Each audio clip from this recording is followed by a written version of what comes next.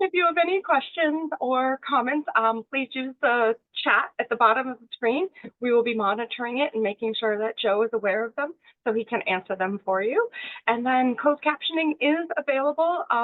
If you'd like to utilize it, all you have to do is enable it, hitting the CC square box at the very bottom. And now I would like to introduce you to Paxton Garden Club President Sarah Roots-Money. Right. Thank you, Robin. Thanks for hosting this call for all of us. We appreciate it so much. So greetings, everyone, Garden Club members, community, friends, and family. What a day we've had. Hopefully you are all able to hunker down and stay home and avoid the worst of these messy roads that we had today. So thank you for joining us. It's so nice to see your faces. For tonight's program, the Paxton Garden Club is thrilled to welcome back Joe Johnson, an invaluable community resource. He holds titles such as the Worcester Tree Steward and Forest Ranger with the Blackstone Collaborative and Ranger for the Greater Worcester Land Trust. We welcome him back to shed more light on the challenges posed by invasive plant species in our area. If you'll recall, previously in October, Joe shared with us the challenges that we face as a state in having, rather, not having personnel in place to help remediate the problems that invasive plants such as knotweed are presenting and some of the legal precedents that have been set so far. Tonight, Joe will address 5 invasive plant species that have been wreaking havoc in our communities. So during this informative session, Joe will guide us through the identification of these invasive plants, offering invaluable insights into why they have found their way onto the prohibited plant list at all. Drawing on his expertise and research, Joe will reveal the Achilles heel of each plant, providing all of us with a deeper understanding of their vulnerabilities. Furthermore, he will share best practices for effectively managing these invasive species, empowering us all to take proactive measures in our own gardens. So Joe's wealth of experience, his commitment to environmental stewardship, with this presentation promises to be an invaluable resource going forwards for all garden enthusiasts, for landscapers, forest management, and property owners. Thank you all for joining us again tonight, and thank you to Joe. Welcome. Thank you. You're welcome. Time to share the screen. Yeah. Can you give me the ability to share, please?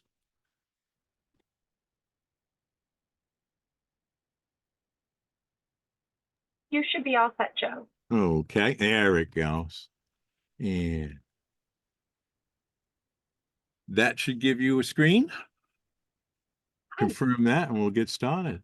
You are in great shape. Thank you. Very good. Well, thank you for having me. This is the first time I've been on Zoom hundreds of times, but this is the first time I'm presenting on Zoom. So this is a unique experience for me to get started. And I'd like to thank you all for the opportunity to continue my journey because I'm learning as I go along. And your questions and the things that you're interested in help drive me to continue to learn more things. So without too much ado, let's get started. I'm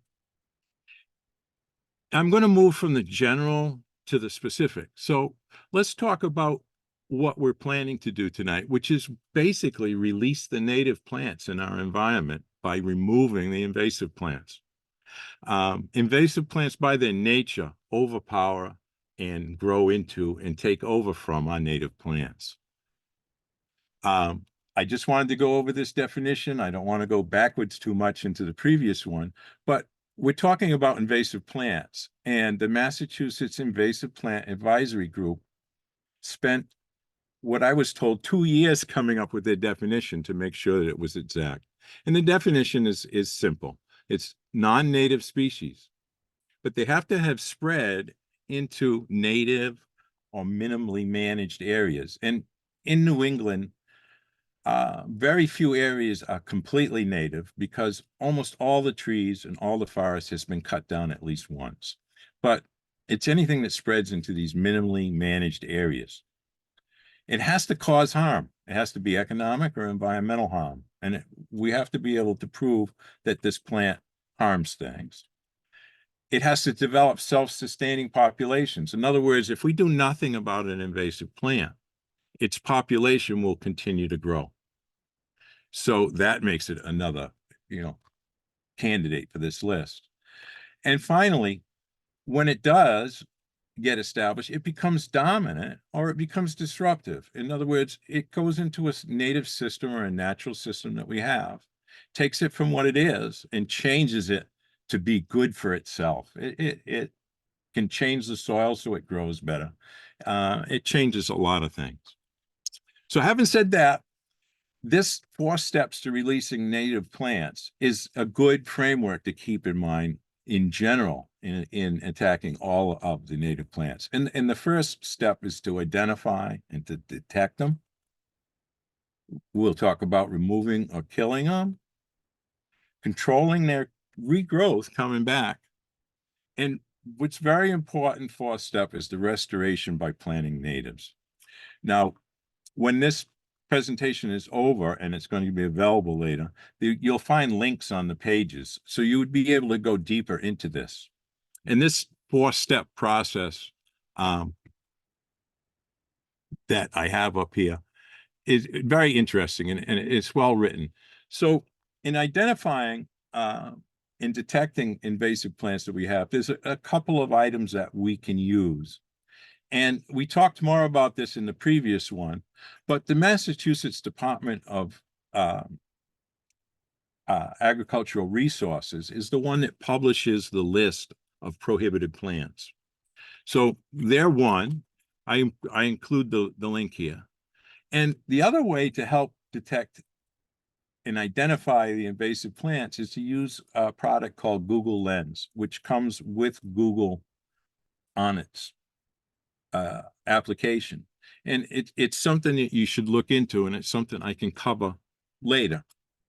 And lastly, of the things that I mentioned here is the Massachusetts Invasive Plant Advisory Group link, which is this blue section over here. Between these 3 devices, you can identify and detect. But what everybody really asks me a lot about, and I have a hard time with, is recommending professional resources. Often people ask me. So I looked around, and although we can't promise that all of these people on these lists are going to be good at it or approved, we haven't done anything to vet these lists. You can find these lists. And again, this will be available after the presentation from my list. Okay, so the second step is to remove them. And depending on how the infestation or which plant it is, we're going to use different methods. And so basically in a low or medium density, small infection, 10 square feet to 100 square feet, mechanical and hand pulling will work because we'll be able to supply enough labor. But in high density situations, we have to consider bringing in machinery or using some chemicals or a combination of both, which allows us to do as little damage as possible. I do want to say that approved herbicides are an ecological tool when used responsible that actually enables the restoration of native plant communities. So it's something that we really have to take a look at and use our heads to decide if what we're trying to accomplish is worth it. So when we're removing invasive plants, there's something that's very important, and that's disposing of the material that you're removing. So you have to really pay attention to that. After we remove the plants, we have to monitor. We like to monitor areas twice a year in the spring and fall. The regular monitoring allows us to apply a technique called early detection and rapid response. It's easy to say, and in its name, it tells us what we're trying to do, but it's actually a full program. And there's a link here later to tell about this whole program. The other thing in monitoring and when you're working with invasive plants is one of the key things to help you identify them, even if you don't know what the plant is, they're the first ones to turn green. And they're the last ones to lose their leaves because they're trying to block the sun from the native plants. So when you're out there looking at your land or your property, take a look at the things that are still green when everything else is gone. Those are the ones that we want to investigate. You can use your GPS or your camera to map them. And lastly, when we take out invasive plants, we want to restore with native plants. So after removal, native and invasive plants will volunteer in the space that we've just cleared. What we want to do is plant native plants right away, as soon as we begin our removal process, as soon as, if we use mechanical means, as soon as we remove them. If we use chemical means, as soon as the science tells us we're able to work with that land. Invasives need to be replaced with dense native plants in order to make some progress. There's always a seed bank in the ground. And so seed banks and roots resprout. So you have to be persistent with invasive plants. It really wears you down over time, but you have to have a plan. You have to be persistent, and you have to realize I'm going to be at this for more than a year, maybe 2, more likely 3, when you're trying to remove an invasive plant from a property. Proper site prep and planning methods and care after the invasive plants are removed is necessary to keep things going. So I just covered in general. I mean, that was very general, very loose. I'm sure it opened up a lot of questions, but I just wanted to set that standard for removing the plants before I actually get to the list. So one of the things I want to cover is why invasive plants spread. And what you're seeing here on the screen is knotweed. And this is knotweed in a brook, Weasel Brook in Worcester. And this is right after our electric company had replaced the telephone pole. And what I'm looking at here is why invasive plants spread. What you see next to the little sign here, right there in the water, is what they call a propagule, or a piece of the plant that's been torn off by the machinery, and it's been left in the stream. That there is going to grow into a plant immediately, but if a storm came along and moved that downstream, wherever this little piece of dirt lands, you're going to have a new knotweed patch. And within 3 years, it will be very difficult to remove. So let's go over some of the quick reasons to get you ready. Native plants spread, prevent the regeneration of other plants. They alter the composition of the ecosystem. All of these things contribute to the plant spreading. They have attractive features and functions. That helps us spread the plants. Your burning bush, even knotweed, which some people have used for fences to divide property or to feed cattle or sheep or to do other things with. It's the attractive features of some of these plants. Some of them are absolutely beautiful at times of the year. Fear is that treatment does more harm than good. I hear this a lot. Oh, we'll have to use terrible chemicals, or you're going to destroy the stream, or we worry more about the harm removing the plants is going to do. But what that results in is places where invasive plants thrive are our most sensitive environmental areas. Why? Because we fear treating them does more harm than good. So once they get into a very sensitive area, it's difficult to find social agreement on what we should do about it.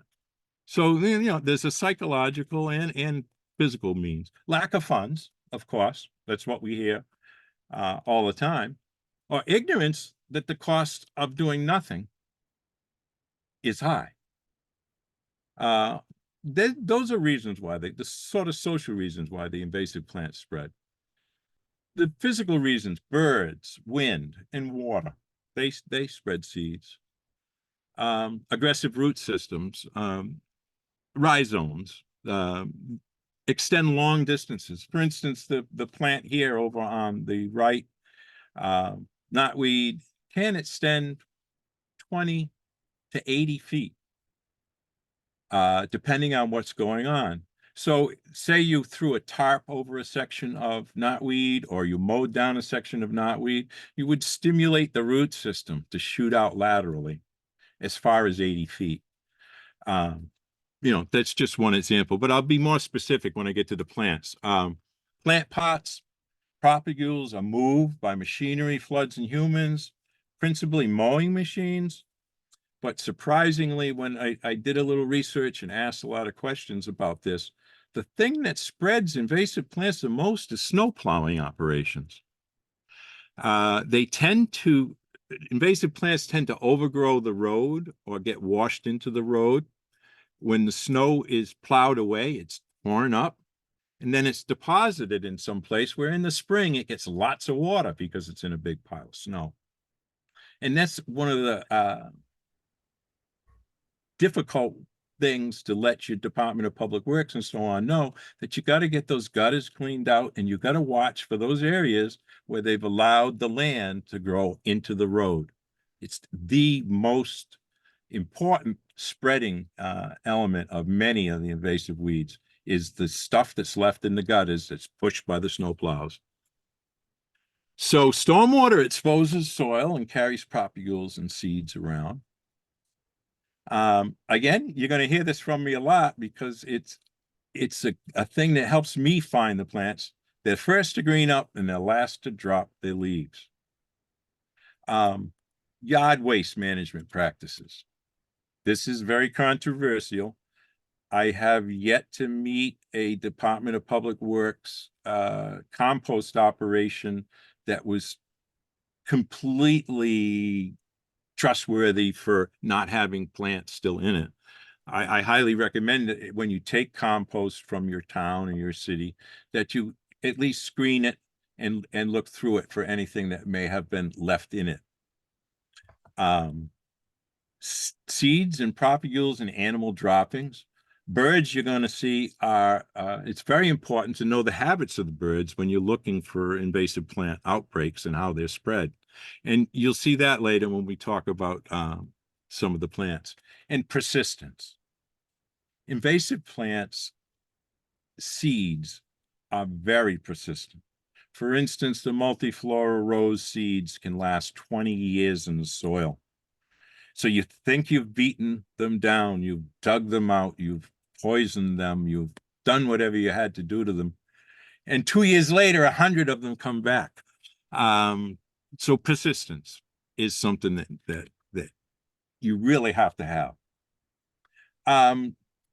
Invasive plants, many of them, several of them that we're going to talk about tonight, use allelopathy to suppress the germination of native plants. They actually actively kill or suppress the new growth of plants around them. That's how they spread. So this is one of the reasons we should worry about things like knotweed and phragmites and others, because they produce chemicals that kill our native plants in order to expand. It's a real reason to act. Now, this, as I'm moving along, this picture that's on the screen, that's a telephone pole in Worcester. There's a number of these around the city. My theory is that this is machinery spread, because these tend to be around utility poles in the city. But there's another way, how they spread. It's machinery operations and construction. So before I get finally to those 5 plants, I want to talk about the management techniques so I don't be repetitive with each plant and so on. I'm going to cover the broad range of techniques. I'm going to move fairly quickly because we don't have a lot of time. So don't worry if you don't catch everything. But basically, you know, this is how to hack, slash, pull, cover, burn, starve, poison, and basically prevent the growth of invasive plants. I'll start with mechanical controls, and things here are simple. Most of the time we're going, when we're talking mechanical pulling and plants, they're small plants like you see here, especially garlic mustard and types of plants like that. It's very, very handy to give it a thorough watering first, the area where you're going to be hand pulling plants, or wait until after the rain. But really, if you do it 24 hours ahead, the soil opens up a lot better. You're going to get a lot more of the roots out when you hand pull. Use a hand tool to loosen the soil, but not dig. We talked about the seed bank. When you dig and bring up the soil from underneath, you're going to bring up new seeds and expose them. And we'll play the native invasive lottery as far as what is going to germinate. So when you use a hand tool, we just usually want to stick it in the moistened soil just to loosen things up some more, and grip it close to the ground. Pull it slowly, because if you pull it fast, you're going to snap the stem. It's a nice slow pull. You get most of the material out and containerize it as you go. I like to use 5-gallon buckets with me, and then keep a big black trash bag. But using that bucket usually is handy when I'm doing simple stuff. You want to recover the area that you're doing it. It's very important. You don't want to just go in and clean out all the plants. You need to spread the leaf litter back, or if you have pulled out a tree or pulled up the soil, tamp it back down.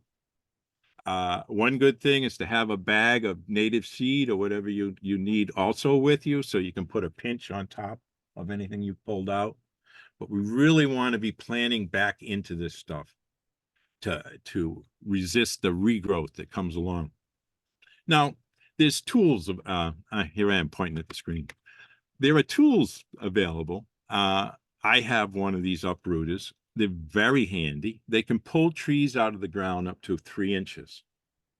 The handle on them is about 5 feet long, and there's a little hook on the end. So when you pull back, the more you pull back, the tighter the grip, and it pulls it out of the soil. You hear this wonderful pop, which is nice when you have a tree of heaven or something like that coming out of the ground. So when you're going to use a tool like this, we come in with loppers and a saw, and we cut away the tree or the bush or the thorns or whatever it is we're trying to get through to get a safe, comfortable access. So we begin by trimming a hole to get to the trunk. Once you get access to the trunk, you can, in some cases, leave the entire tree connected to the roots, or you can cut it off at, say, 1 foot or 2 above the ground, so you've got something to grip. And you pull back on it. Again, we talk slowly. Anytime we're trying to pull anything out of the ground, the slower we pull it out of the ground, the more of the root we're going to get.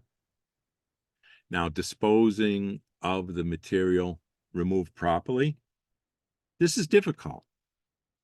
I have letters from my city telling me that everything is okay and that everything can go to the landfill. So in Worcester, everything is brought in and it's all composted. It's double ground and then composted at 120 degrees for a week.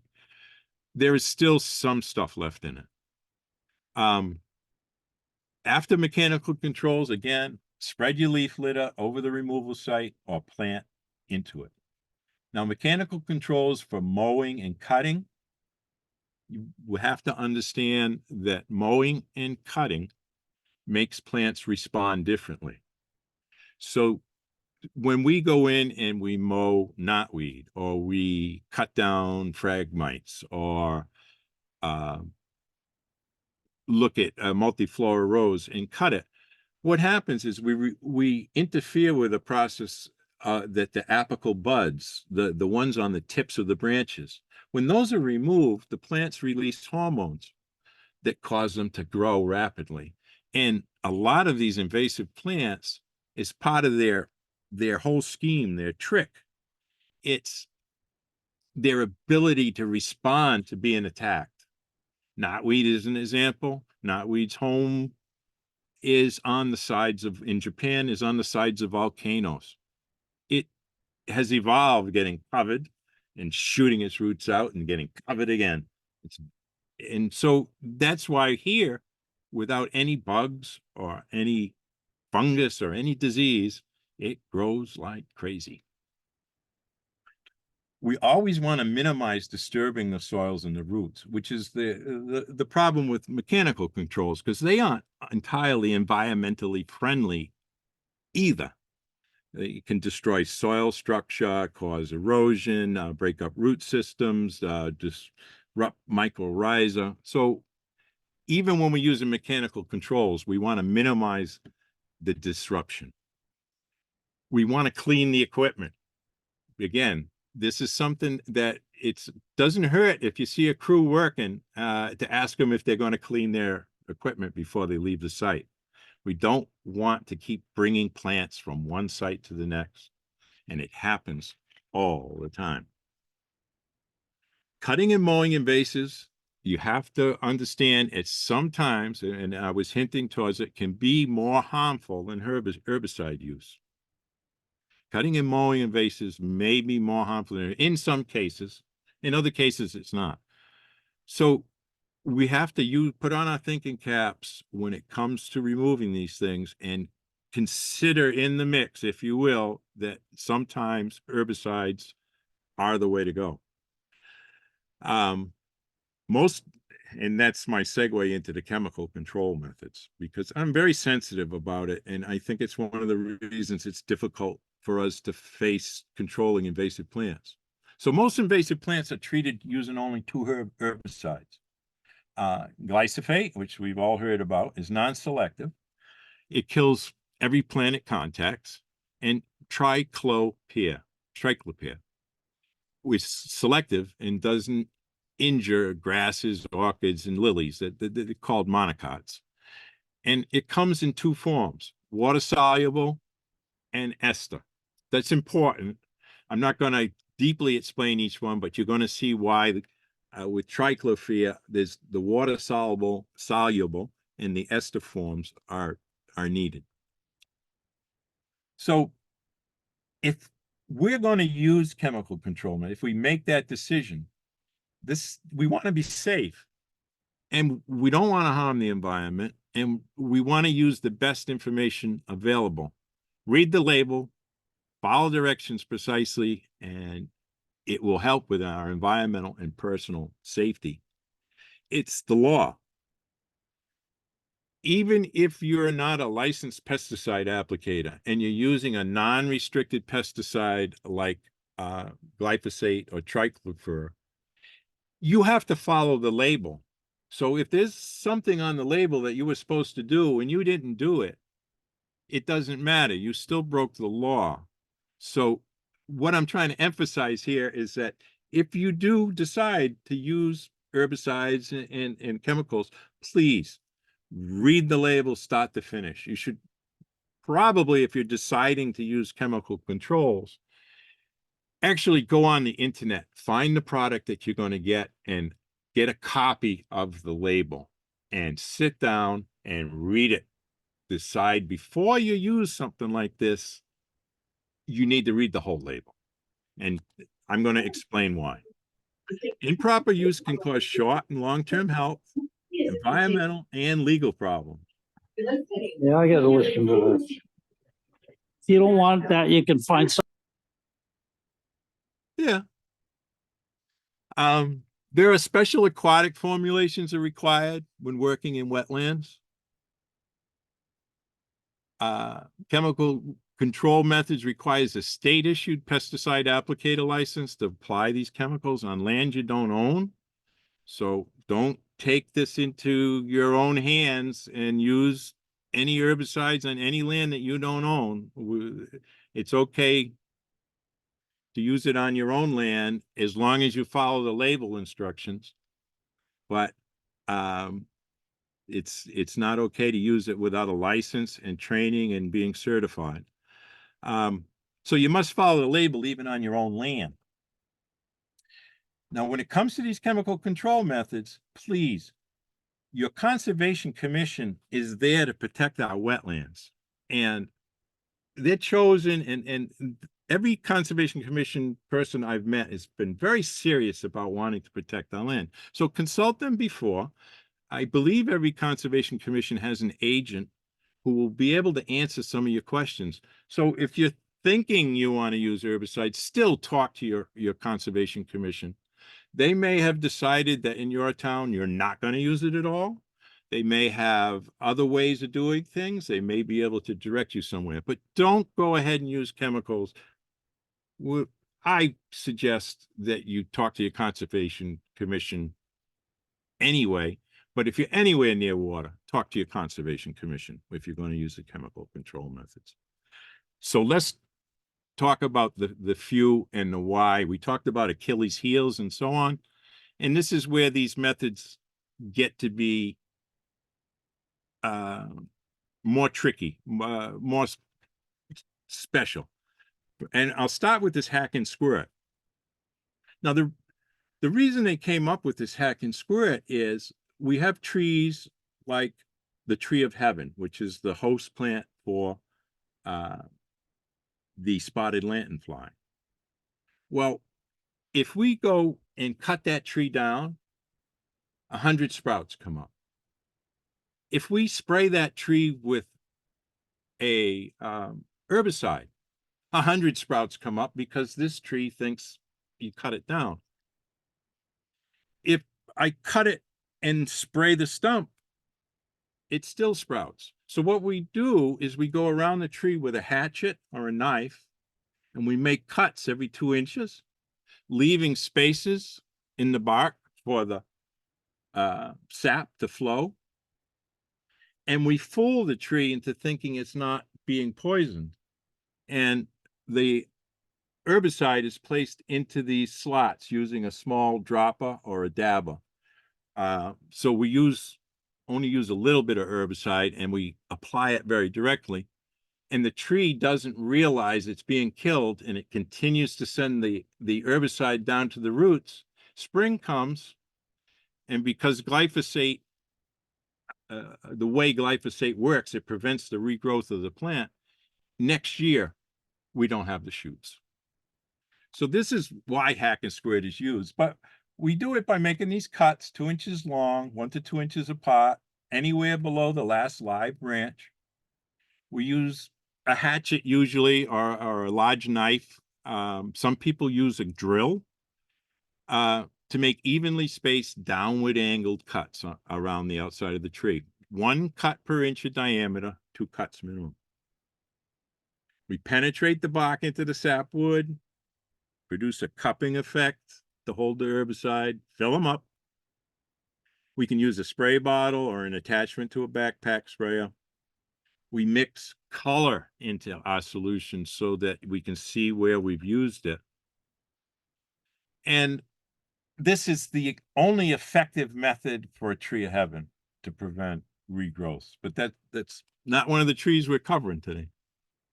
So the second method is this basal bark, and this is where I talked about triclofer, which is the herbicide that is going to be one of the ones that replaces glyphosate. It comes as an ester, and esters, without getting too much into chemistry, can be mixed with oil very easily, and they penetrate through things very easily. So when we want to do this thing called the basal bark treatment, we use the triclofer esters mixed with a oil that we can choose. And this oil can be chosen for use near water or on land. The ones near water are extraordinarily expensive, and that's why they have ones to just use on land, and they don't always use the absolute safest one all the time. Although I would assume using the safer forms are always better. A systemic herbicide, the trichlorphyr ester mixed with oil, is just sprayed around all the way around the bark, 18 inches on the bottom of the tree. That penetrates the bark, goes through, and it will kill any of these woody plants. However, I just want to warn everybody, this doesn't work on the tree of heaven. It has to be the hack and squirt, which is why I covered that method. It's a easier way to fool the plant into not knowing it's being poisoned. And So this, yes, I'm sorry, I have a question regarding the basil bark. You're saying it works on woody plants. Would that work, but not on the tree of heaven? Would that work on bittersweet? okay. On bittersweet, yes, they do use the basil bark treatment on bittersweet.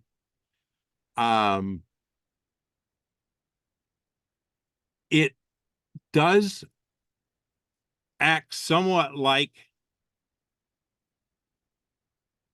a cutting it, but not as much. Bittersweet is not as aggressively sprouting as the tree of heaven. So you can use the basil bark treatment on it and to not cut them. But I have not seen or read in any of the recommendations that I have for that to not cut it at the base, to purely use the basil bark treatment on Thank you. on that one, bittersweet, oriental bittersweet. So when we're going to use a cut stump, we leave about a half foot above the ground or less, but no more than that, because we don't want big stumps sticking out. We apply the herbicide on the top of the cut, 2 inches around the circumference.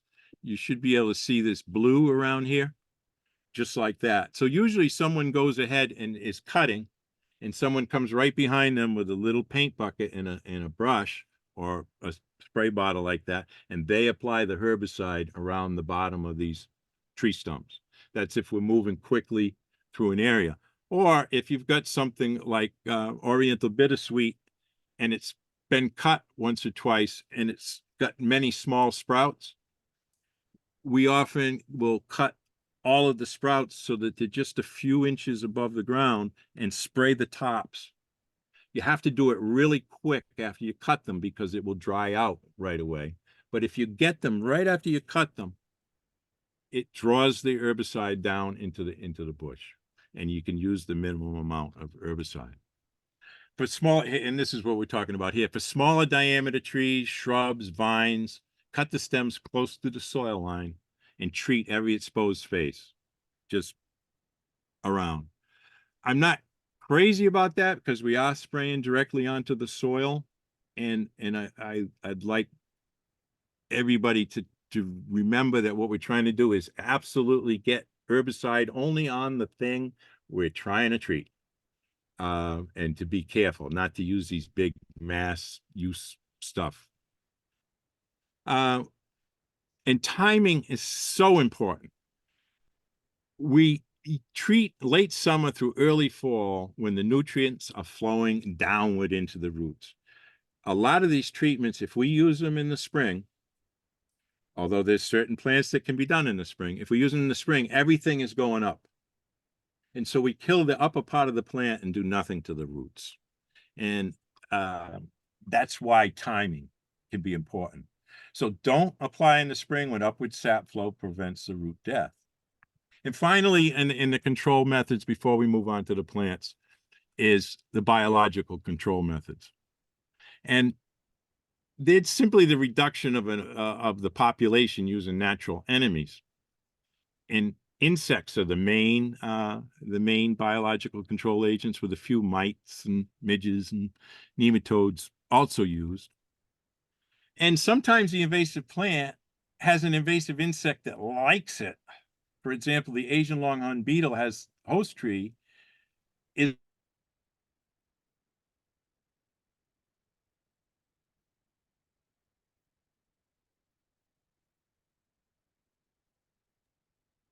Joe?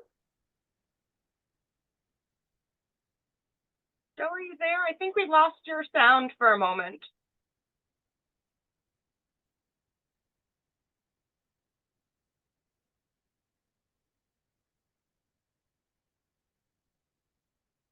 might have had an internet connection. All right, everyone, we're going to stand by for a moment while we troubleshoot this bit of technology. One moment. Apologize for the inconvenience.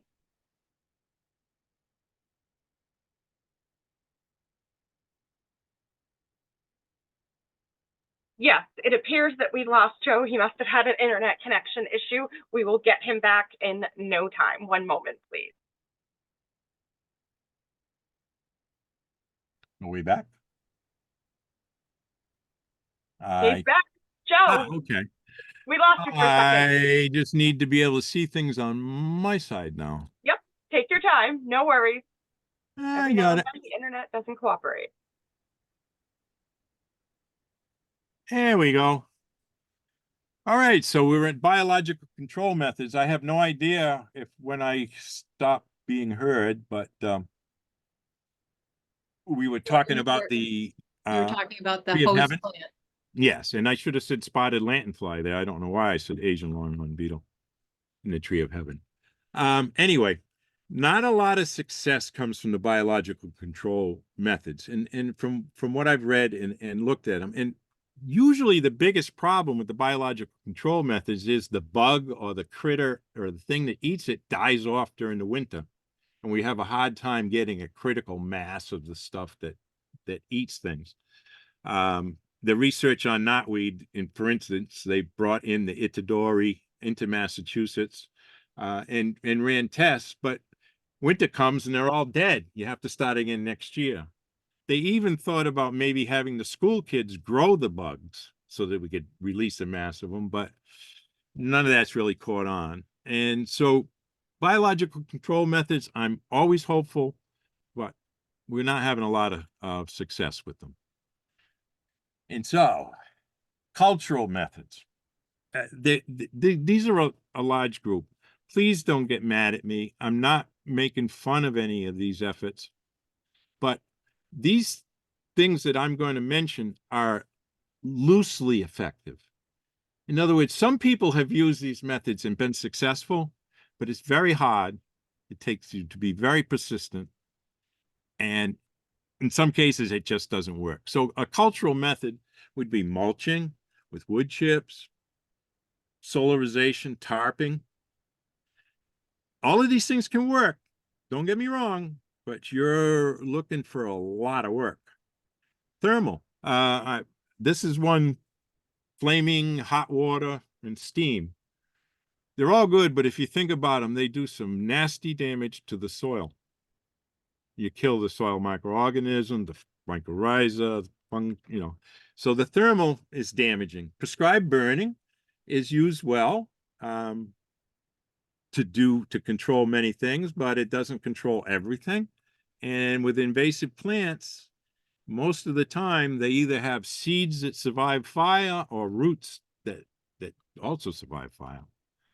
Water level manipulation. Now, this is an interesting one. Many towns and cities in the last decade used lowering water levels to kill weeds around the outside of ponds, and you'll see many of them moving away from that now. That doesn't work as planned. Sometimes weeds can get established before the water level comes back up, or you leave exposed soil that way. And with the way our climate has been going, we get 40 and 50 degrees for weeks at a time in the winter. And if we've lowered the water level and exposed all that mud to those temperatures and sunlight, things are going to grow that we don't want. Prescribed grazing, that can actually work. At Donker Farm in Worcester, they have been grazing under the power lines for over 10 years. And there are sections there where you cannot find a shred of knotweed or another thing. But the animals have been grazing for years, and they've driven the invasives into dormancy, possibly. But we keep moving the fence and expanding the area. So, 10 or 12 sheep can, it looks like they can probably handle a half an acre. So there's some economy to that. I love prescribed grazing. I have to, I'm going to go through this. I'm going to go through this much quicker because I don't want to super bore you with it. But to me, I need to feel good about talking about using herbicides, and you really need to read the label carefully if you're going to use them, even to make sure. Read the entire label before you buy the product. The label provides precautions needed to protect the environmental quality. The label answers obligatory questions to avoid violating state and federal law. The use of any pesticide in any way that does not comply with label directions and precautions is illegal. Don't even bother with the herbicides if you're not going to become thoroughly familiar with everything you need to do to protect yourself, your environment, and the plants. A pesticide label has 8 parts that need to be there. And this first one is the restricted use pesticide statement. You should never see this. If you go to buy a pesticide that is a restricted use that needs to be used only by professionals, you should not be able to buy it. But please be aware that you may come across a label somewhere that says it's a restricted use product. Please don't use it. It's for professionals. A simple mistake can really hurt you. RUPS can cause, and this is the government use this language, RUPS can cause unreasonable adverse effects, whatever that means. That bothers me, on the environment and injury to applicators or bystanders. So I want you to look out for that, and that will be at the absolute top of the label. These products can only be used by certified applicators or licensed applicators who are under their supervision. It'll tell you the product's names, the ingredient statement. There's a child hazard warning statement separately that needs to be read. You know, when can people go out? Signal words. Now, this on a label you need to see. So again, there's 3 signal words on a label. If your product is labeled danger, if you see that red danger on the label, again, you shouldn't have been able to buy it. It's highly toxic and corrosive. This is stuff that you spill on yourself and you're sick. The warning comes in the middle, and they have some products in this category that are restricted and some that aren't. They're called moderately toxic and irritating, as a whatever that means, but they're still poison and they're still going to make you sick. And then caution, which is the signal word on the 2 herbicides that I mentioned tonight, which is glyphosate and triclofor. They're at the caution level. They are slightly toxic and slightly irritating. However, everything in there still requires eye protection.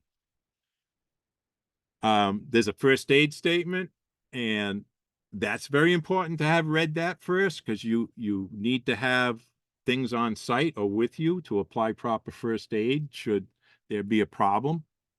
You want to look for that skull and crossbones. Again, another indicator that you should not have been able to buy that product anymore. The skull and crossbones poison means it'll kill you.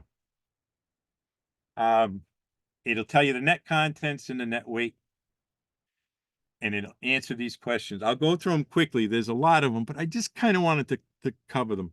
It'll tell you what's the allowed use rate. Now, that tells you how much of the chemical the government has decided is able to be applied to an acre of land.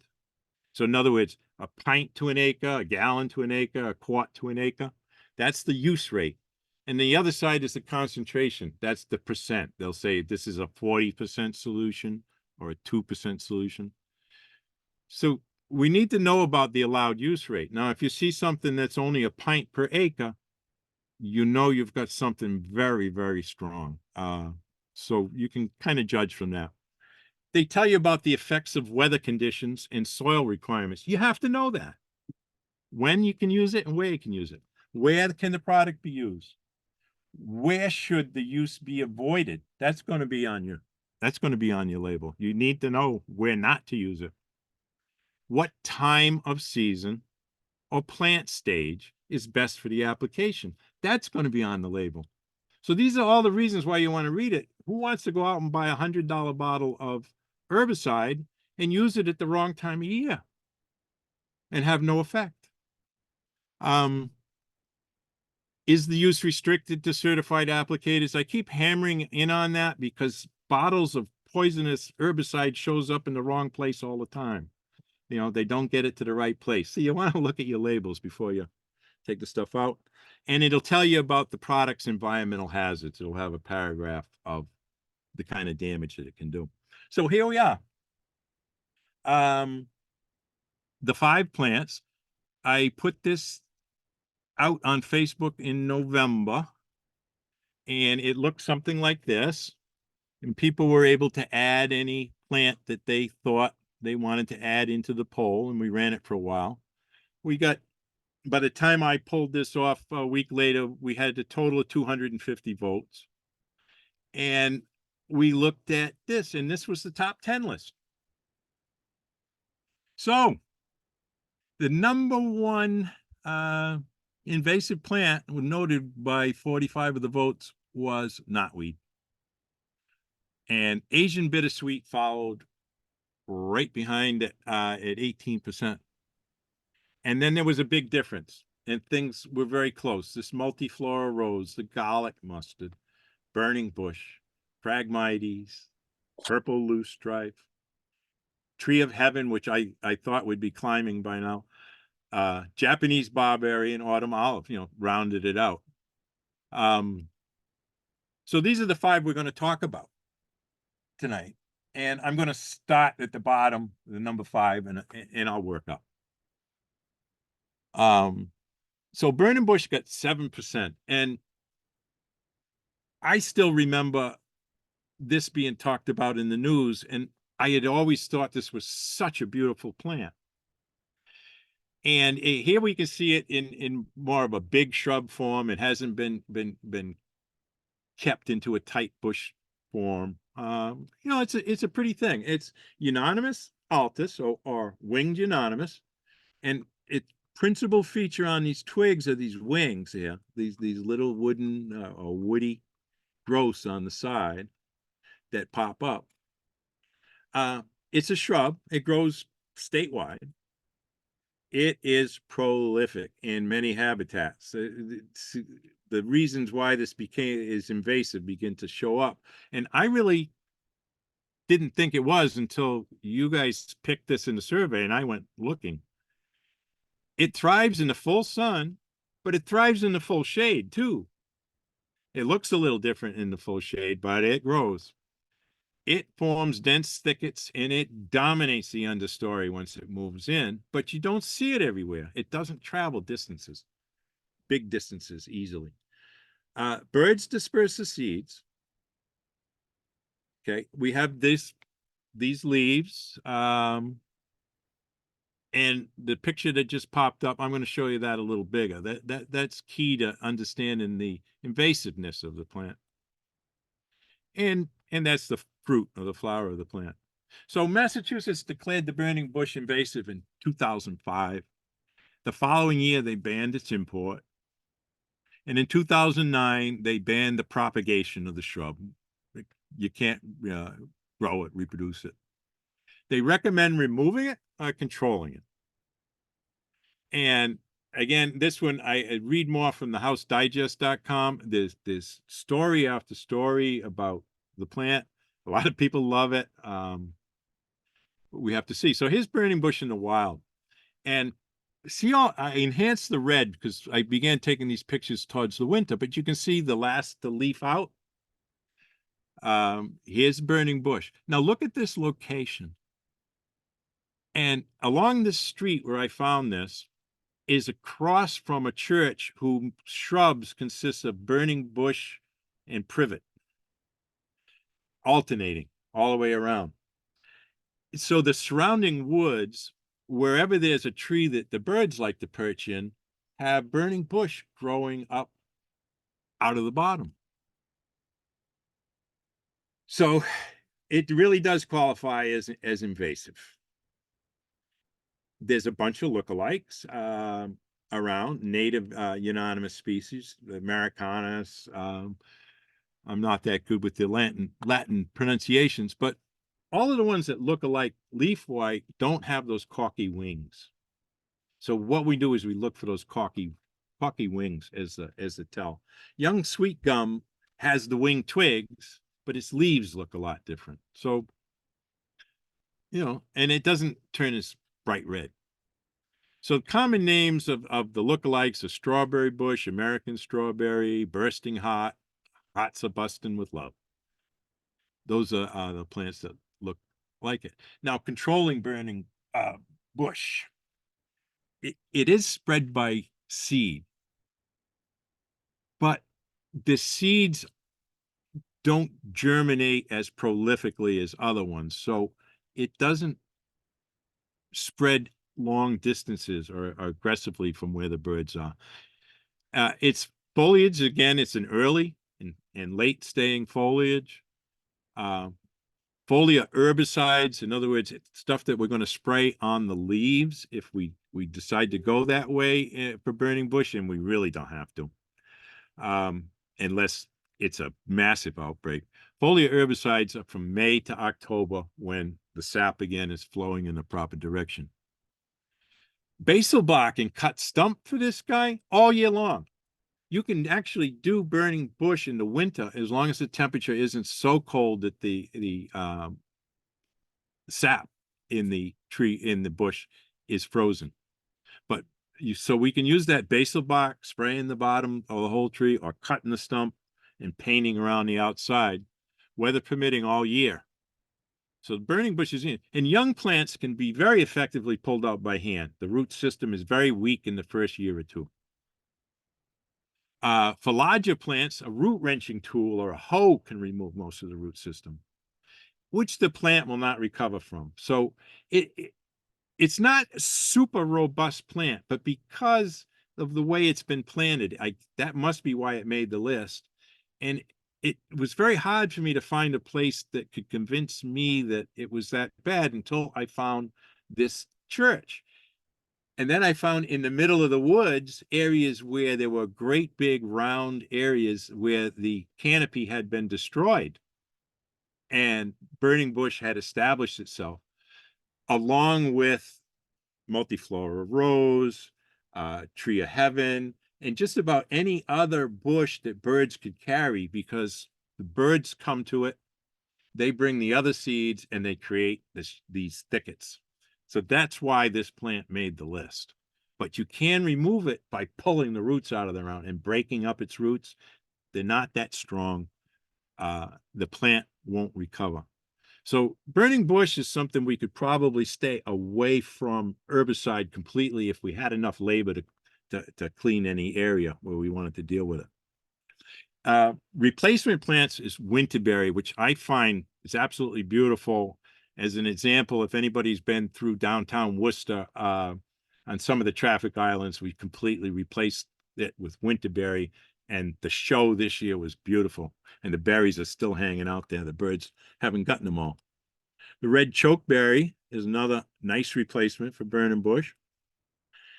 And the red vein Ichthyanthes is another. These are all beautiful plants, and the trick is getting through the work of pulling out a burning bush in order to replace them with these. So on to the number 4 in the set, garlic mustard. I'm very familiar with garlic mustard because I do a lot of work in Dodge Park, and there is about a 2,000 square foot infestation of this plant in that park after it recovered from the Asian longhorn beetle. It's Alaria petiolata, is the Latin name. It's an upland plant. So I don't see this right on the side of the streams. I don't see this in the riparian area within a couple of 100 feet of the stream growing strongly, as thick as this. But as the soil begins to dry out and you move upland, you can get to 100% coverage pretty quickly. It has a garlic odor when it's crushed, which is part of the name, and it is in the garlic family. It grows, again, full sun to full shade. It seems to just love full shade too, down below the trees, where it will prevent the growth of new trees. It will prevent the growth of anything. It is also uses allopathy to prevent other plants from growing around it. So it will really do a job on a forest, prevent it from ever maturing or sprouting new plants. It's a real pain. It spreads aggressively by seed, especially in wooded areas. So yeah, you can see here, this is a wooded area where it's spread. It's taken up the entire floor. There's a canopy overhead. It's shaded. It's very aggressive. It's a biennial herb. And what I mean by that is it has a 2-year growth cycle. In the first year, that's its Achilles heel. It's most vulnerable. It's not going to go to seed that year. The only way it can spread is from its roots. So it's vulnerable in the first year to cutting very close to the ground. So in the first year, the leaves are rounder and they have this shape and they form a rosette, and they grow very close to the ground, maybe 1.5 inches, 2 inches off the ground or less. It's in their second year, and we really want to get them before they get to the second year. This is when they grow up tall, produce a flower, and make seeds. And you'll see this small flower, it would dense in the center. The leaves become triangular in that year, and they have toothed edges, and they have a stiff flowering stem with small white 4-petal flowers that emerge in the spring. So, control. We want to prevent the seed production. Now, my method, which hasn't been written up anywhere, the closest it's been written up is to take a lawnmower and mow it as close to the ground as possible in the spring. What you're doing is preventing the seed production. And that's what we really want to do. So in an area where I have been treating this, I use a grass whip, which kind of looks like a golf club with a blade on the bottom instead of a club, and have done this. And I'm in year 3, and I'm estimating 70% of it has been eliminated with a grass whip by going over it with a grass whip in the spring. But the highest recommendation for this is pull it while it's in this form. Pull it before the seed sets. It has a taproot. It's not real deep. So when you pull it up again, if you wet the ground, you will get most of the root out. But I don't think you need to go that far. I think the mowing works, and that's from experience. So you do this after it rains, or water it first. You need to bag it as you pull it, because if in the second year plant, you can cut it in the spring and its seeds will still come to maturity. So it's kind of a little evil that way. So when you have second year plants, you really need to start in the spring, and you need to put them in a bag right away, or the bucket as you go along. And then move these into black plastic bags and put them in the sun for several weeks, and the volume of them will reduce by more than a factor of 10. So you'll be able to get rid of them, because these you don't want to put in your compost. It's got these very viable seeds and can make them. So by putting them in the black plastic bags, they'll be raised to a high temperature, they'll be deprived of light, and they will just turn into this goo that shrinks in the bag. And then you can probably dispose of them in, don't compost, burn and discard the remainder in the trash. I've got that follow local rules there, because some towns will really, and cities will really get upset if you try to put yard waste of any sort into the waste stream. But If you put these in a black plastic bag, let the volume reduce very small, you'll only have a little bit to add into and discard them in your, like they were trash. And you'll get there. Triclofer and glyphosate can be used in the spring if you want to at the label rate. Although I was out very recently at a refresher course with UMass out in Weston, and with this now they are going to extremely like a 0.5%, so it's not labeled. I probably shouldn't even be mentioning it, but they use extremely light amount of herbicide on it, and it seems to work either one of these two at a quarter of the label rate. So people do use herbicide on it, but I don't think it's necessary. It can be cut, it can be pulled, and worn down within a couple of years if you really need to get rid of it. Early spring mowing close enough to remove leaves requires multi-year persistence, but it does work. A grass whip and pre-emergent herbicides are rarely advisable. Again, it's because of seed bank. So you put something down, a pre-emergent is something that kills a plant or prevents a plant from growing above the surface of the ground. It lies on the surface. It just can't be there all year. These will sprout all year long. So they just don't work. So we can replace garlic mustard. And although I haven't seen it yet, and some of you may know, it's wild ginger. And there's anecdotal evidence that you can plant wild ginger right into garlic mustard and it will take over. It'll compete, and it's native. Wild strawberry, while it won't compete as aggressively, will be a good replacement if we want to be putting, we want to do replacement. Wild strawberry is something that can be planted. Now this guy, multiflora rose, is number 3. I did not realize the invasiveness of this plant until I went after it to document what we have here. There are some multiflora rose stands that look like this with these hard sticks coming out, and there's others where it's just one 15-foot stem, a 10-foot stem here and there with these horrendous thorns. So it's Rosa multiflora is the Latin name. It's from East Asia, as are most of the plants that we're talking about today. It's a perennial vine or shrub.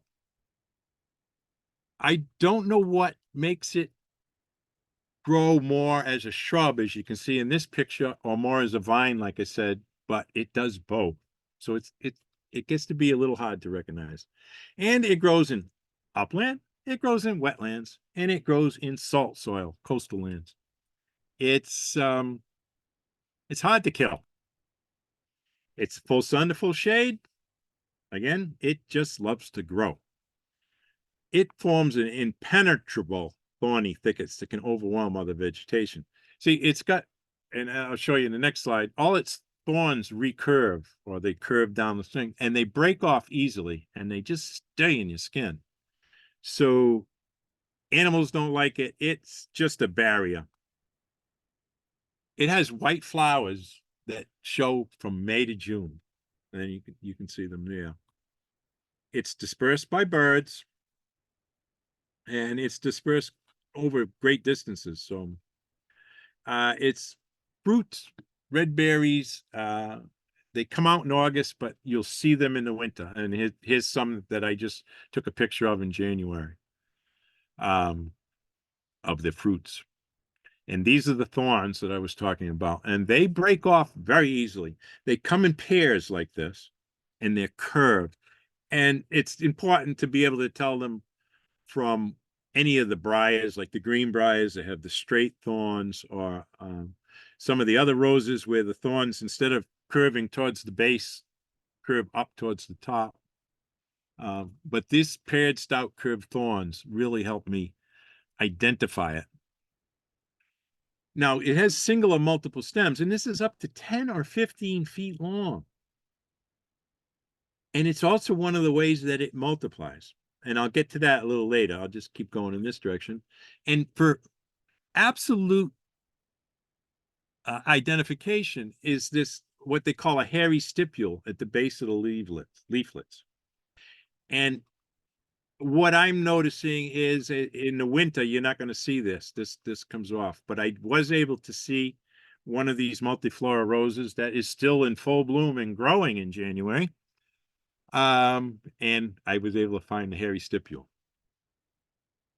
The leaves are alternate in compound, as you can see here. They have 5 to 11. They're oval, and they have a pointed tip. Again, here's a picture of these recurved thorns, you know, pointing back towards the base of the plant. And the fruit. It originally was brought in as a fence to keep cattle from crossing, erosion control, and rootstock for roses, which I think is why it's so widespread now. A lot of roses were grafted onto this very, very hardy rootstock.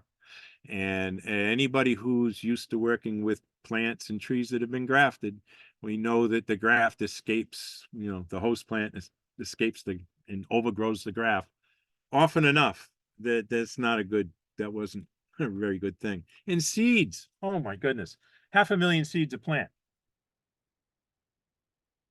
A fully mature plant can produce, and the seeds of multiflora rose are the prize winners, 20 years.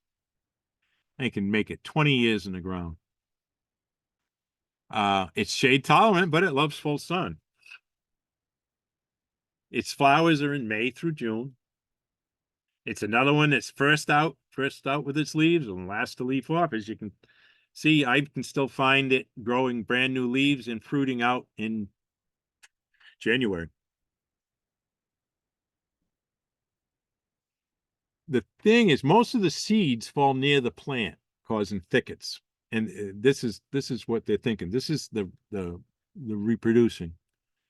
Some of the seed is spread by birds, and its flowers have both male and female organs, so it's always fertile. This is unlike one of the other plants I'm going to talk about today that's also monoecious. This one is able to reproduce with those flowers. It's asexual reproduction. Its stems can start, and it's the other way that this plant spreads. So when it decides I'm not going to be a shrub anymore, I'm going to be a vine, it sends out 10 to 15 foot long pieces that reproduce by what's called layering. They shoot up in the air, and gravity bends, and the wind bends them over. When the tip touches the ground, new plant. So they like to generate new plants out of their tips. So when you fall over, so if you go through and you cut them all down and you just throw them on the ground, you just did a bad thing. You're going to cause a new thicket. You have to collect them up as you go, as you should all of the invasive plants. They can do. Don't leave cut stems on the ground due to layering. And here's that guy. This is January. See this plant? That's a multiflora rose. Brilliant green, growing still in January in Worcester. So this is what happens as the climate gets warmer to our invasive plants. So we have to keep an eye on them. We can continue to ignore some of them, but as these temperatures change, these are the ones that spring to life in the middle of the winter first, when the temperature's right. And we keep getting more of these events where temperatures are spring-like for weeks at a time, and when we should have had cold, and it gives these invasive plants the leg up. So how do we beat multiflora rose? You can pull it, you can mow it, you can cut it any season. The way I've been dealing with it in Dodge Park is simply to bring my cutters in there, and I cut it off at the base and collect the pieces. And I'm 3 years in there and have not won against any single plant, but they're all very much reduced. So I do have some experience fighting it mechanically. but it's very resistant. And the literature on it says the same thing. Mow or cut repeatedly for 3 to 6 times a year for 2 to 4 years, and you may get rid of it. Goats and sheep for repeated grazing. Luckily, goats and sheep will eat this stuff. So that's one good thing. That holds this down. But there's only so many goats and sheep, and we're talking repeated. So you can't, when you see somebody so happy that they hired somebody to come and bring the goats to eat the weeds, what they really have to do is come back again in a month and keep coming back. So it's extraordinarily expensive to move sheep to the weeds, or move cattle to the weeds. So if you're lucky, you can do it. And biocontrols, they haven't had any luck. Mostly ineffective. So if we're going to use chemicals on this, it's got to be July to mid-September. Same reason I talked about. It's the biology of the plant. It's when the sap is moving and in what direction. And the sap in this begins to move to the roots in July.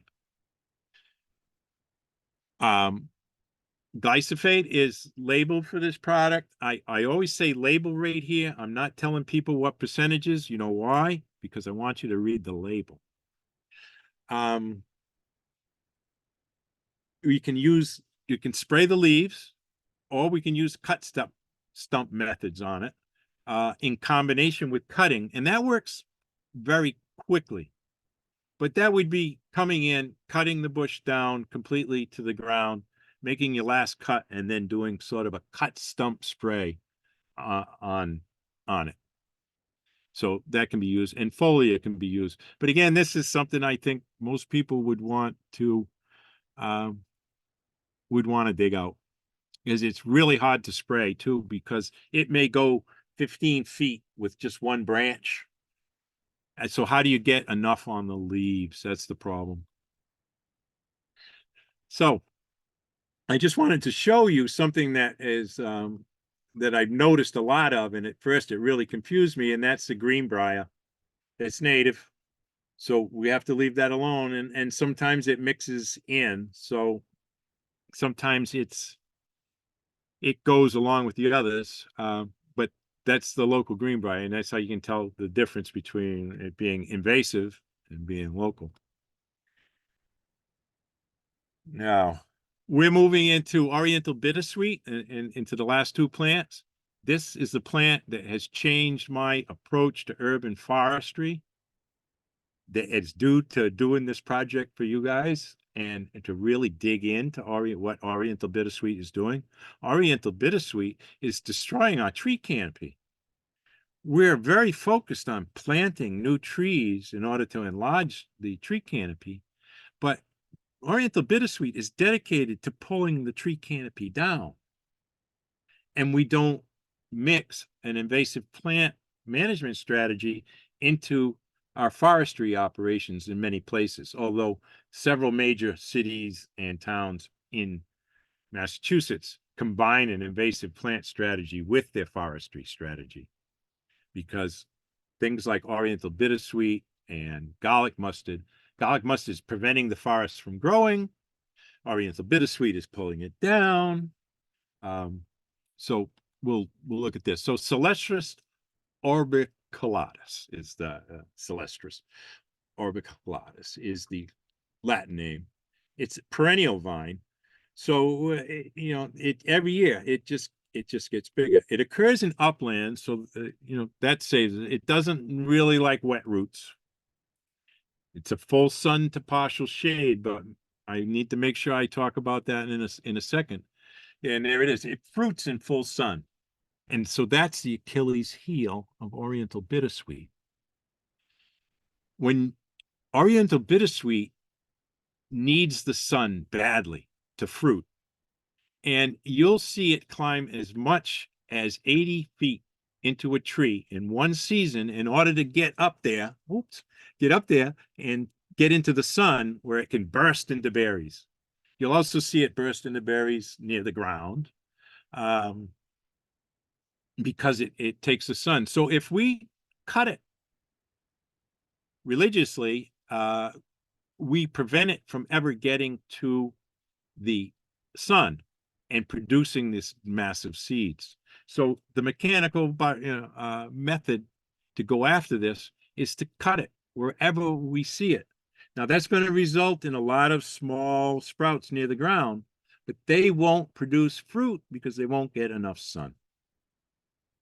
So one of the long-term strategies to getting rid of your bittersweet is to get out there every spring and take an area that you can manage and cut those vines at the bottom so that you can prevent the fruit and seeds from forming at the top. That's what we have to do for Oriental bittersweet. These are just, I could not believe how much of it is in our open space land where the land isn't managed, because in places where the land's managed, people tend to cut this off the trees. But in our unmanaged spaces, we're losing tree canopy. And with us fighting for grants and looking for trees and running out of nursery space to grow new ones, I think we need to focus a little bit on saving some of the canopy that's already up there. Some of these trees have been growing for 100 years and they're just getting pulled down now. The berries are, well, I'll get off my soapbox on that one. Berries are spread by birds and humans. And Oriental bittersweet, major thing that it does is it overwhelms and kills trees. There's an American bittersweet, a native one, and an Oriental bittersweet. So I want to talk just a little bit about identifying the two. And the major way to tell them apart is the American native bittersweet only has berries at the ends, the terminal, not along the branches. So you see the same berries only on the end. And the Oriental bittersweet has fruit and flowers everywhere the sun hits the stem. The capsules on the Oriental bittersweet are yellow. The seed capsules on the American are orange. Oriental bittersweet, pollen is white. American bittersweet, the pollen is yellow. So we do have an American version, and it's not as aggressive, and it doesn't pull the trees down. And this is the pictures of the two. So, the berries look a little fatter, a little rounder. They're only at the tips. And this is the Asian bittersweet with the fruits everywhere. And this is a massive growth of bittersweet along the base of a tree in an area where the tree's been already knocked down. So now the bittersweet is just growing like crazy. And we can see 2 years worth of seed capsules. The amount of seeds that bittersweet makes are incredible when it reaches the sun. So you're really doing a favor anywhere you cut the vine at the base of the tree and stop the process of making these seeds. This is a tree in its last leg, on its last legs. It's already been killed. The bittersweet is arching it over. The bittersweet is reaching up into a new tree to extend its reach in the canopy. It's a very, very destructive invasive plant, so it deserves its second place in this list. And here are the vines coming out of the ground. And here's the last action. You see this twisting action? I hope you can see it out there. Once it's reached the top of the tree, it's covered the top and it's blocking the leaves from getting sun. Another one wraps around and this corkscrew effect pulls down on the tree. So they eventually pull the trees down. And once they pull the tree down, you've got a flat area in the woods loaded with berries that the birds like to eat, that attracts the birds. So you get Oriental bittersweet is often followed up by burning bush, which comes in with the birds who come in with the seeds, followed up by multiflora rose. So going out there, I often find all of them in one spot, forming a thicket, because the birds are attracted to the seeds are creating the plants. So once you let this go in a forest, you can have a forest that eats itself down from the center out. We need to manage this stuff. We can't keep ignoring this stuff. Here's something that scares you with Oriental bittersweet. Foliar applications of glyphosate, it won't control it. You can't even control it with the simpler herbicides as well. So here's, one of the, I know people are going to think this is crazy to say, but actually, according to the way they grade poison and harm, glyphosate is one of the safest herbicides out there, and it won't control it by itself. Part of the reason may be there's not enough leaf surface, but they're starting to mix this triclofor in with glyphosate or using it straight to replace it. And it seems to work as a foliar spray. But we don't want to, I'll talk about the foliar spray in a minute, how it's supposed to be done. So glyphosate and a triclofor can be used in a cut stem, cut stump. So if you really want to make sure that the bittersweet isn't going to resprout, you're going to spray the stems or paint the stump with the herbicide after you cut it to prevent regrowth. But it's still okay to cut the stump even without the herbicide because you're stopping the seeds from being reproduced up top. Foliar versus cut stem and the cut stump choice is determined by the growth habit. And what I mean by that is you might want to use a foliar spray if you come through and cut down all this Oriental bittersweet, but there's so many seeds on the ground that next year there's 1,000 little sprouts and you don't have the time or the labor to take care of them. That's when you would use the foliar spray because you have a lot of leaf area, you have a lot of work to do, and no labor and no money for labor. Then you could spray it. But other than that, we can aggressively go after bittersweet in many areas simply by cutting the line. And triclofor from those really large vines, again, is an ester mixed with oil, can be used basil bark to get rid of it. And, it works.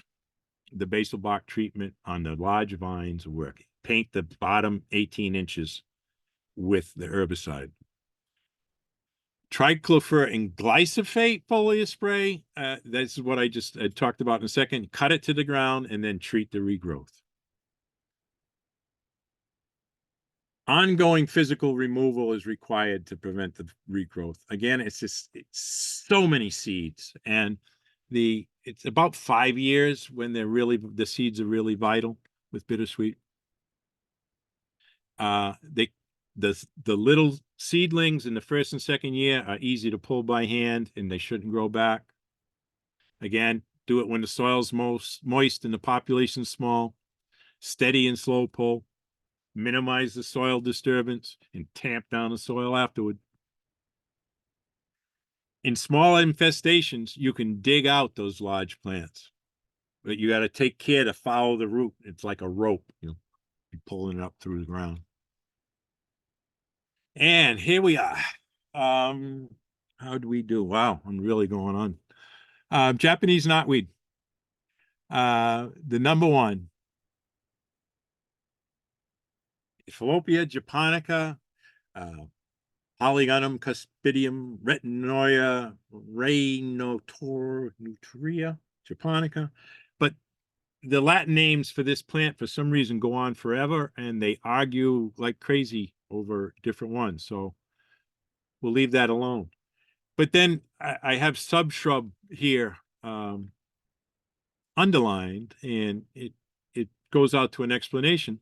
But knotweed is perennial, it's herbaceous, but it's also a subshrub. So in the spring, when it's growing, I can just slice it with a knife as if it was a soft plant. But the stem quickly hardens and gets woody quickly and becomes a shrub, a hardened shrub. So they call it a subshrub. It grows in the uplands, it grows in the wetlands, and it grows in the coastal habitats. It grows on the top of Airport Hill. It grows anywhere it ends up. It grows in full sun, and it grows to full shade. So it's not, no matter what you think, you can't plant trees over it and shade it out. You can't shade it out with other plants. If you put a tarp over it for 5 years, when you take the top off, it sprouts again. It spreads vegetatively and by seed. We'll talk about the seed part. This is, I just had to talk about this when it comes to knotweed, because knotweed's fought in a number of ways. And this piece right here is the DCR test back in 2007. And what they Joe? did is yes. I'm sorry, I didn't want to interrupt your thought, but we have a question in the chat. And Okay. It's from Kathy Sargent, and she wants to know, will the foliar application of herbicide to bittersweet help reduce the size of the roots if working with well-established invasive area, or do you advise digging them all up and disposing? The foliar application is going to kill some of the roots. It's not going to kill all of the roots. So doing a combination of mechanical and chemical can be a good thing. What we usually want to do is do as much of the mechanical as possible. And when either the labor runs out or whatever the situation is, and we then evaluate for chemical type of treatment. So my answer to that is not a real good one. Now that you asked me that is a good question. I would use the foliar spray and come back the next year to see what regrows. Now, that is a good question. Now, wherever I saw sprouts coming up, if I could dig down under that with my bill hook, I like to, when I'm doing root stuff, I like to use a tool that has a hook. And so I can chop it down into the soil and drag it, and it'll find the root, and we pull it up. So what I would do is I'd use the foliar spray. In the next following year, when I came back, I would come back with a bill hook, and wherever I saw sprouts, I would think that's a root I missed that's still growing. I would go after that. So if you were looking to combine the two things, and I would make sure I had used something like glyphosate rather than triclofer as my herbicide, because glyphosate becomes neutralized by the soil, and its absolute half-life is 47 days, whereas triclofer will still be in the soil for about 2 months. So why go playing around with triclofer and still active when you can use a herbicide and you know you're going to do mechanical later? I would choose myself glyphosate because of its short half-life and the fact that it gets neutralized by soil and water. Perfect. Thank you very much. So that's the best answer right off the top of my head. I started off slow on it. That works. No, that's okay. So tarps and wood chips. Okay, so the tops and wood chips. So what they did is they showed a picture here. Let me try and see if I can enlarge this for you guys. Not a huge audience here. Let's go previous and magnify. So this is what the place looked like when they started. And so they came in, they cut it all down, pulled it out as best they could. Then they came in and they covered the treatment area with plastic, and they cut it weekly all around it through the growing season. 1 year later, that's what it looked like. The tarp is in there, but this stuff is actually poked holes through 6 mil tarp and is growing. And 3 years post-treatment, you can still see the tarp a little, but it's growing through. So it's a fail. Over here we have, and I met the park ranger here at one of the classes. This is park in Worcester, Lake Park. And they did the same thing. They covered the knotweed here, but they took an extra step and they put mulch over the top of the tarp. to hold it down and to do everything. Well, this is it a year later. A June cut plus, it's already found its way through. And over here, knotweed has actually lifted the top up and pushed off the wood chips. So this is two cultural methods. And he was just absolutely, the ranger I was talking to, he said, I cannot believe this stuff. He says, I tried everything non-chemical we have, and unfortunately it's right on the lake and it's right in a water control system, so the paperwork to use an herbicide there would be endless. But this is a case where this is right on a lake, it's entering into a stormwater control system, and it's a horrendous infection, but you can't use herbicides on it because it's close to the water. But this is going to damage the stormwater system and affect the entire lake. Should we use herbicide or not? I don't know. That's up to the public. Now here's the story on knotweed that scares me the most. It's the knotweed flowers. I'm got a nice little background thing there. Here's a close-up of the seeds. Here's a close-up of those monoecious flowers that are supposed to be non-fertile. So almost all the knotweed seed produced in the USA is infertile. And 3/4 of my references will tell you that. The flowers are functionally unisexual, but each male and female flower has complementary organs. So they do have male flowers and they do have female flowers, but in each of them, the opposite organ is not developed right. The vestigial organs.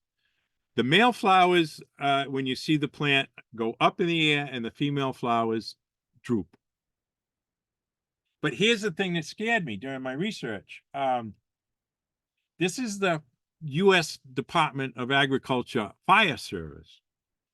And I can't believe, I hope if you look at this, you'll go and you'll look at their stuff, how well they study knotweed for the fire service system. And their concern is, and they have the research to prove it, that Japanese and giant knotweed can hybridize to form Bohemian knotweed. Well, Bohemian knotweed is more invasive than either of its parents. That's one thing. But Bohemian knotweed also back crosses with giant and Japanese knotweed to produce viable seeds. I have found Bohemian knotweed along the Blackstone River, where the Middle River meets it. And I'm looking for Bohemian knotweed in other areas around here, but we already have the necessary ingredients to back cross and produce viable seeds. So okay. So we're just about to wrap it up. The seed producing abilities of concern. Let me just, because as of 2010, all of the research and stuff that they're basing their actions on, and some of the legal actions, is from 2010, and it doesn't cover it. So we went over the spread, propagules. It's moved on machineries. This picture here is of an area that trucks drive through every day. There's no controlling organisms. And underground, it sends out shoots when the apical buds are cut. It can reproduce from fragments of its roots as small as 10 millimeters. And mowing it or improper herbicide use causes it to grow faster. This is just a wrap up. This is where knotweed has been allowed to grow along Weasel Brook in Worcester. And it requires the Department of Public Works to clean out a culvert before every storm, or this happens. Told you it would break off and clog that culvert. And that's okay. So small stands can be forced into dormancy by mowing 5 times a year. pulling up the plant stimulates it. Topping requires the top to be left in place for 5 years. The one thing I'd really like to mention before I wrap up about this is that copper membranes are being used all the time. So for people who have a neighbor who won't remove their invasive plant, or especially their knotweed, a trench can be dug and a copper infused membrane can be dropped, and the copper infused membrane repels the tips of the roots as they grow. So by dropping it down, and you have to drop it down about 6 feet. So you need a deep trench lined with that. And when you use chemical control, think of 2 seasons, 2 applications of the herbicide, one in June, the other in September, or we can reduce the amount of herbicide by cutting it to the ground in June and only applying the herbicide in the fall, because knotweed is, again, after it flowers is when you want to spray it. 8 weeks after cutting knotweed or spraying knotweed, it'll be 3 to 5 feet tall again. You know, if you spray it in June. The June cut allows for better applicator safety, reduces overspray, and it improves foliar coverage. So after the first year, you come back the second year, you do the same process. By then, you should have 99 to 100% control. Then you follow up with maintenance, annual inspections, and you immediately remove or treat whatever resprouts. You repair storm damage by planting native plants. Don't let any land be done. Monitor the use of machinery. And finally, I'm wrapping up here. There's just some addresses. If you need to do any herbicide work near water, the containing glyphosate or even other ones, the Department of Agriculture Aquatic Pesticide website is available. They also have a phone number. You can talk to a person and they'll walk you through what's going on with wetland stuff. Don't exceed the label rates. Stronger is not better. All you do is chemical mow. And because the herbicide will never reach the roots if you use it stronger than the label rate. Use glyphosate and triclopyr at the label recommended rates. And this was just, you know, one last look. This is that same brook overflowing near a school and into a parking lot for hours after a storm because the culverts are full of knotweed. Just a quick review. I have some properties. This will be you can link my media properties. I have a Facebook page, Worcester's Urban Forestry. I have a Invasive Plants and Insects of Worcester page. I also have a page about Dodge Park, which my wife and I kind of take care of, and a YouTube channel about everything I do. And thank you. Boy, I went long. I'm so sorry. Thank you for staying with me, and I'm done. All right, Joe. Yes. Can't even imagine. I'm just so impressed with how much knowledge you have to share with us. And I know this went long, but you shared so much that we can take away from this. And I've been taking notes, and I know we're going to have all this information on the recording, but my goodness, such good advice, right? And I love that, you know, you've got that 4-pronged approach, right? We're going to be proactive. We're going to plan. We're going to be persistent, right? And it's that prolonged, you know, experience that we're going to hammer these plants with, and we're going to do it right. And I love the cautionary, vision that you have for using any pesticides if we choose to go that route, right? And, you know, like being careful around our water resources, because we know that these are very, very strong chemicals too, in our own health and the health of our own health, the environment. Exactly. Everything. Exactly. I can't thank you enough. Thank you so very much. Well, Thank thanks for you your kind attention. And yeah. You're helping me learn. I'm on a journey to continue to learn and affect this policy more. I want to see us do more about the invasive plants before the invasive plants do more. Right. I'm having visions in my head of like, just like the US covered in knotweed. I'm like, no, we're not going to go there. So, Yeah. crazy plant. So thank you to everybody. You know, I appreciate you guys all coming out tonight. Feel free to share this video and, Please, yeah. yeah, and Joe's resources. So thank you again. Thanks for having me. And I don't know if there's any last questions Sure, before I don't mind. we I know didn't I've really kept get to that. everybody a long time. Go ahead. Anybody? Anyone? Okay. I think That's we're good night. good. All Yeah. right. Thank you so much, everyone. Have a Thanks. wonderful night. See you next night. week. Thank you Bye. again, and I'll be sharing this presentation all over social media and on our website once it's up later this week. Enjoy.